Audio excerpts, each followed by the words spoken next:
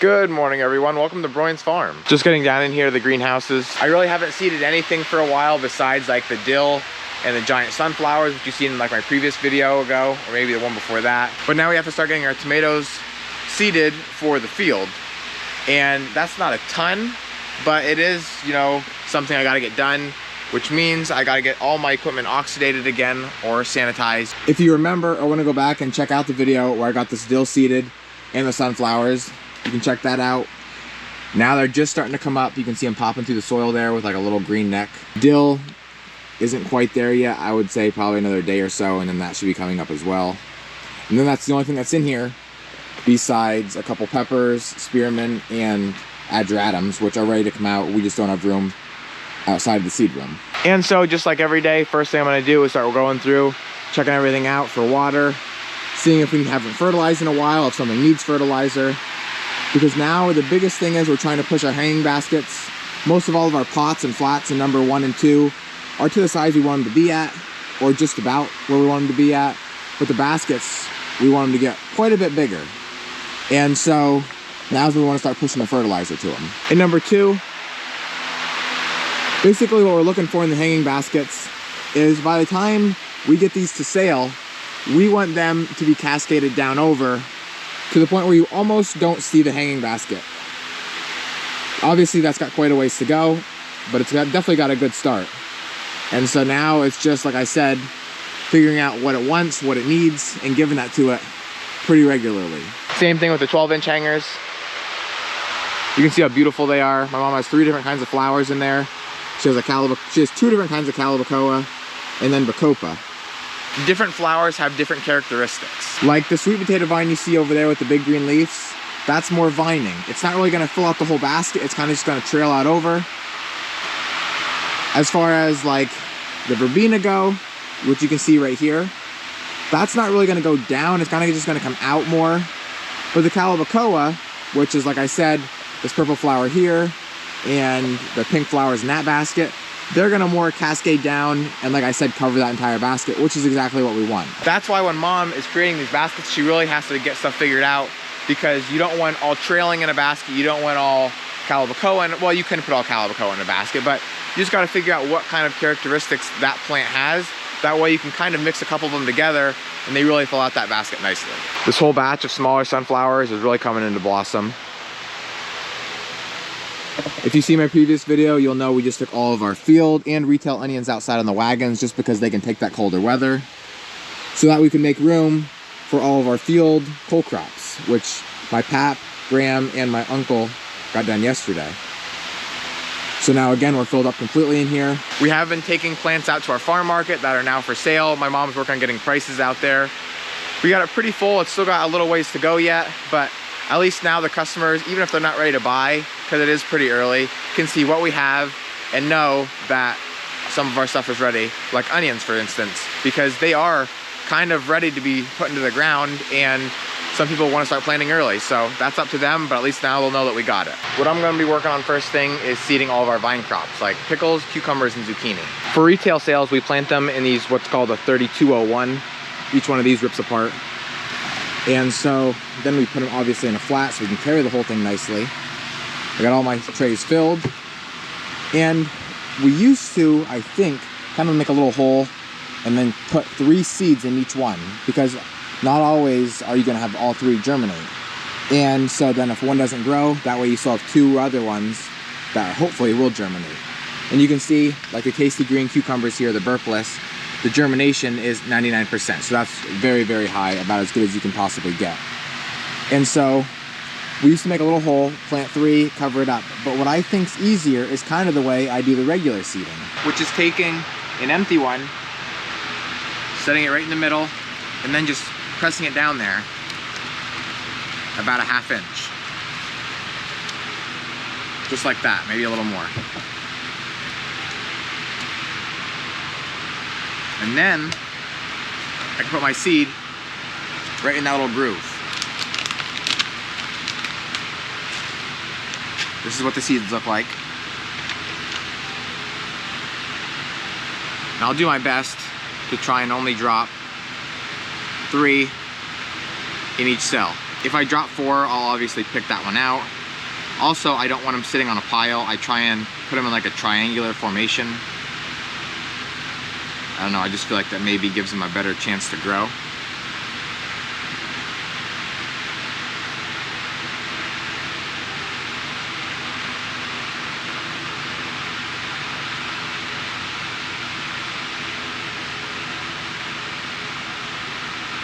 Now that I'm just about done, I'll go through, separate the seeds that are on top of each other, take out the 4th seeds, maybe sometimes even a 5th.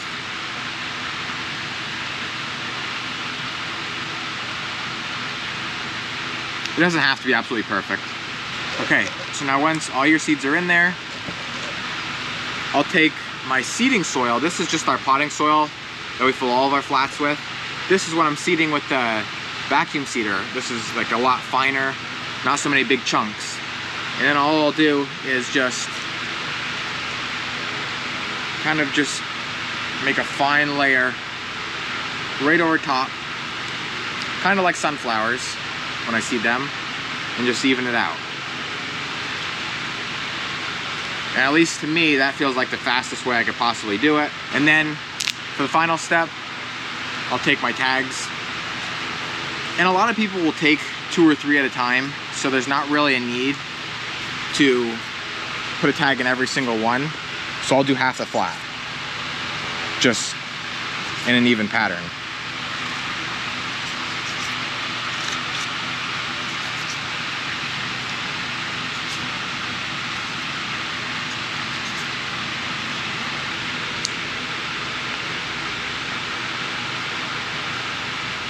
And so now I'll go through and do that for all of my different kinds of seeds.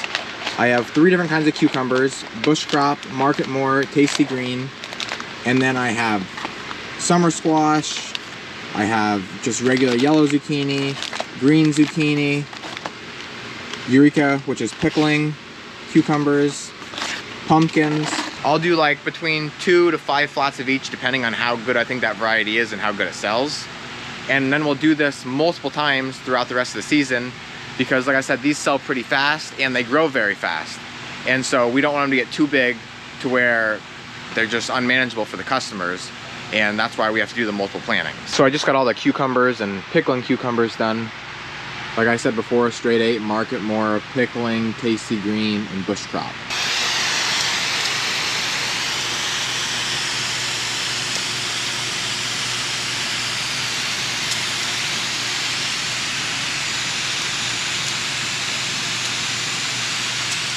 Now I'm on to yellow zucchini. Basically the same thing as all the pickles and cucumbers, except the seeds are just bigger, that's all. Still gonna put 3 in a cell and make sure they're not on top of each other.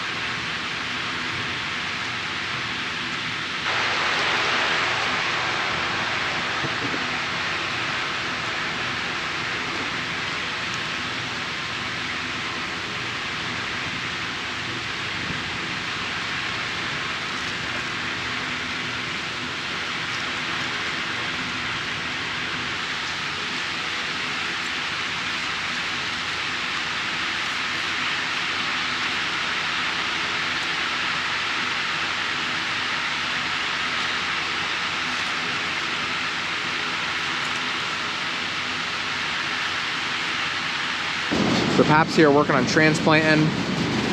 He's just about to run out of soil. I'm gonna bring some in.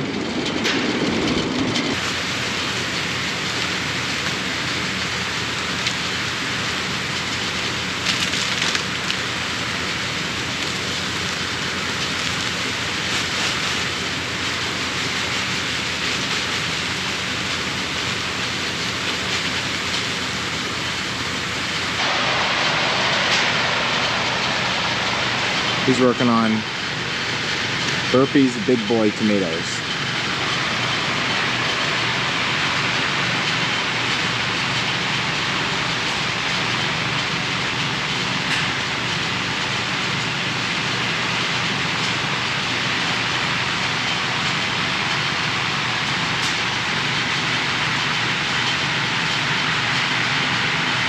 If you like this video, please give it a thumbs up down below and subscribe to the channel. It's the next day and everything's finally starting to dry out from all that rain we had. So Dad's actually starting in the fields, getting some ground plowed up. I'm not gonna walk all the way up there, but you can see that dark brown strip.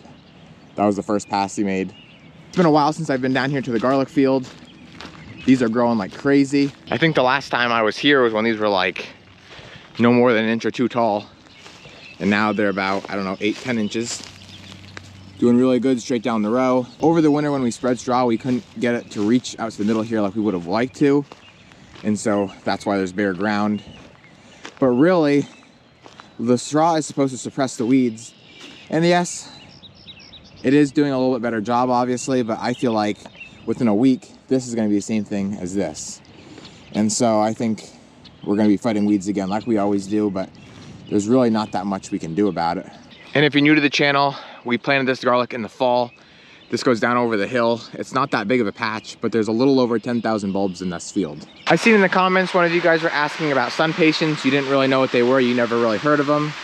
Well, I think this whole lot here is all sun patience. And yes, if I can get the tag out, they do take full sun and some shade. Unlike the New Guineas,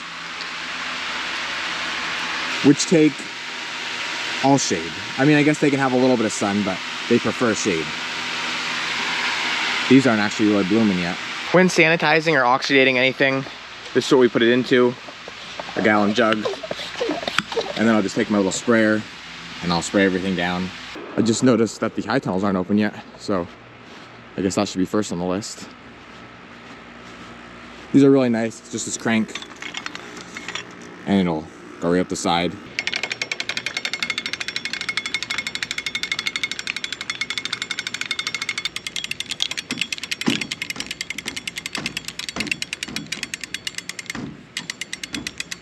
And then essentially I gotta do the same thing here to the lower one, except this is a door versus a roll-up side.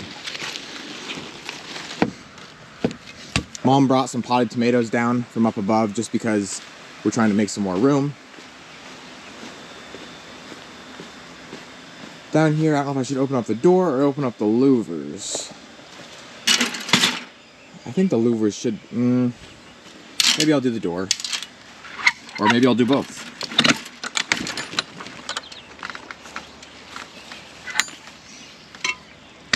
I got back, got my dirt mixed in here, and now I'm gonna start making my tags to label my trays. Today is, I think, the 17th. So 4/17. And then obviously I'm not doing giant striped sunflowers no more. I'll get rid of that.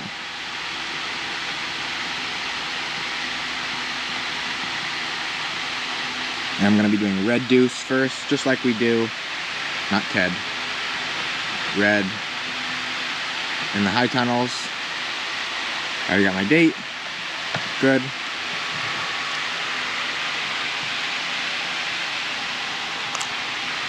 Oh. My mom put some kind of different setting on this thing, but that's what it should look like right there. Next, I'll fold it in half from the back, and I'll take that cover off the sticky side,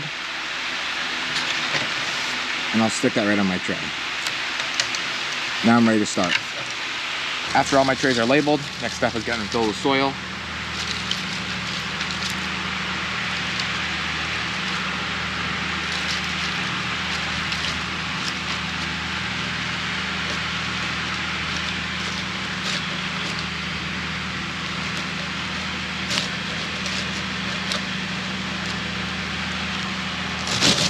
Now I've got to make impressions.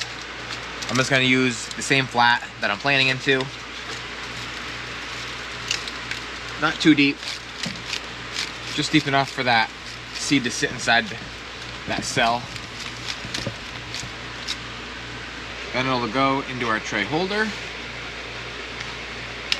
and we're ready to start seeding. Like I said, I'm doing red deuce first. There's not many seeds left, but I do have another baggie of them.